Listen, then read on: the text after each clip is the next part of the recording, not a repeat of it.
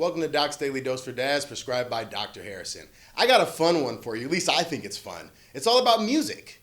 Now, you might say, what in the world does that have to do with my kids? It's got a lot to do with your kids, but also has a lot to do with you. You know, one of the things I was thinking about as I was talking with my buddy was, have you ever met someone who has a good knowledge of music and has an eclectic taste in music, and they've been someone that was rude or mean or someone you didn't want to hang out with? Not me. Everyone I've ever known who respects music, loves music, has a good understanding of it, even though they may not like certain types, but they will listen to it and appreciate it, they're always usually good people, right? And I started thinking about music when it comes to my kids. Now, one of the interesting things is I love music. As a child, I was able to hear a song once or twice, and I had that thing memorized. My dad sang all the time. We always played music loud. I still play music loud in my car. Some might say for attention, but I think I'm beyond that point. Now I just like it loud. I listen to all kinds of music. I mean, today I drove the boys to school, and we were listening to E40. When I took a shower and showered up my youngest for school, we were listening to Michael Jackson. And then when I took my youngest to school, we were listening to Childish Gambino. Like, music has been a huge part of my life, and it made me stop and think about how I am presenting that to my children. Now, don't worry, this will make sense and it'll all come together at the end. You know how I do. I bring it all together. So a lot of people might say, like, wait a minute, did you just say E40, Michael Jackson, Childish Gambino? Isn't your youngest 3 and your middle 5 and your oldest 9? Yeah, they are, right? We listen to E40 all the time in the car. My 3-year-old loves it. Now, you might say, well, those words are inappropriate, that meaning's inappropriate. Listen, what is inappropriate is if you don't share with your kids when it's appropriate to listen to that, what they can and cannot repeat, and share with them what is genuinely liked about the music. The rhythm, the bass, the instruments, the vocals, the genius it takes to write those kind of lyrics across the board. I'm not just giving them E40 because that's what I grew up on in the hood. Nah, I genuinely like the music, and I'm showing them appreciation for it as well. And there are times where they might slip and say a bad word, and people always been like, see, it's that E40. No, it's not. We're cursing in the house. There's cursing on TV.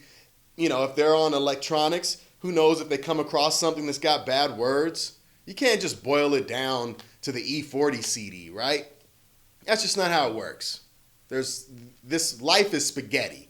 There's so many things, so many variables, all mixed in together. Don't try to tell me that it's the E40 CD that's changing everything. We haven't controlled to find out exactly if that's what it was, right? But here's what I want to say. It doesn't matter if that music is a little provocative. Now, there are things like Too Short. I'm not playing that for the kids. But it's not because I don't like his music or it's because I don't want them to hear it. It's because it's a little bit beyond their age with respect to conversations about sex. We're not really there yet, right? And it can be somewhat degrading to women. And we're not really there yet to get them to understand that separation yet. But when we get there, I'm going to have that conversation with them. I have had the conversation with them about saying the word nigga. Oh, you didn't think I was going to say it? Right? As a black person, we use it. I used it growing up. I use it around some of my buddies still today. I don't use it around white people. I don't use it around older black people because it has a different connotation. And I don't let my kids say it because until I can explain to them and they can fully comprehend what the original meaning of the word was and how black culture took it and flipped it as a term of endearment, and they have to have a choice of whether or not they want to use it, but they need to understand the consequences and ramifications of using that word, they can't. But that's giving them the full scope and context of what's going on. Instead of just saying, don't do this, can't do that, or listen to this and this is all okay, or you can hear it on music, but you can't say it in real life. No, I give them the full picture. So let's have a little more fun. I expose my kids to all kind of music. I just talked E40, Michael Jackson, and Childish Gambino. So I brought for you some of the stuff that I let my kids hear because I let them hear the full gamut and full range of music, at least as much as I can.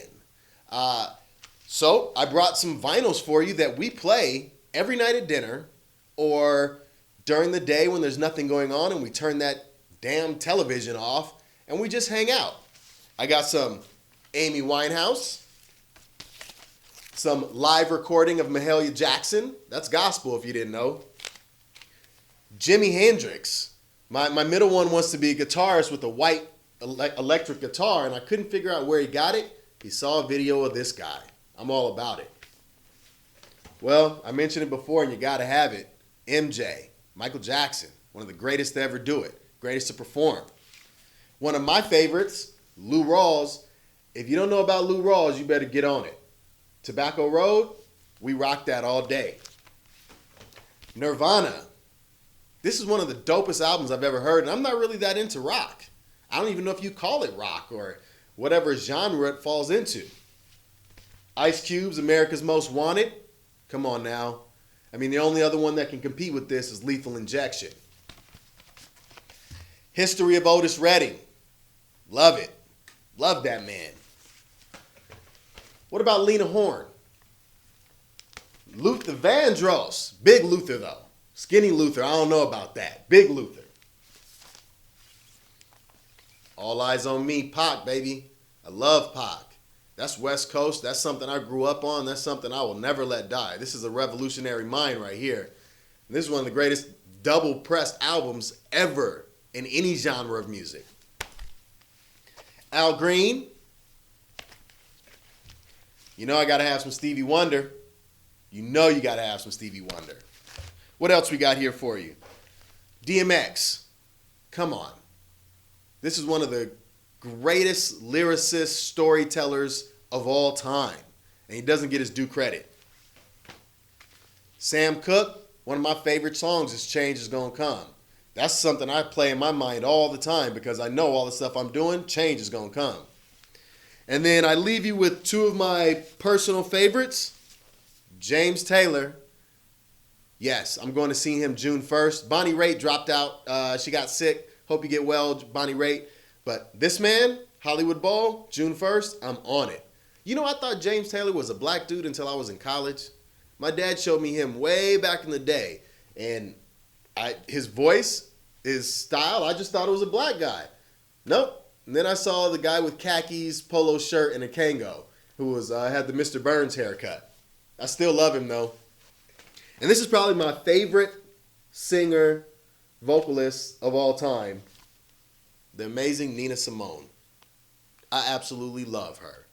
Her voice, her lyrics, her stage presence, even her crazy. And I don't want to call her crazy, but she did and said some off-the-wall stuff. But at the end of the day, she is a true artist and genius. And I love her. And I share it with my boys. Now, let's get to the point with respect to your kids and you and what this all has to do with anything. Share with your kids beyond your own horizons, beyond your own limits and boundaries. You know, I grew up majority of the time listening to rap music, hip hop, whatever you want to call it.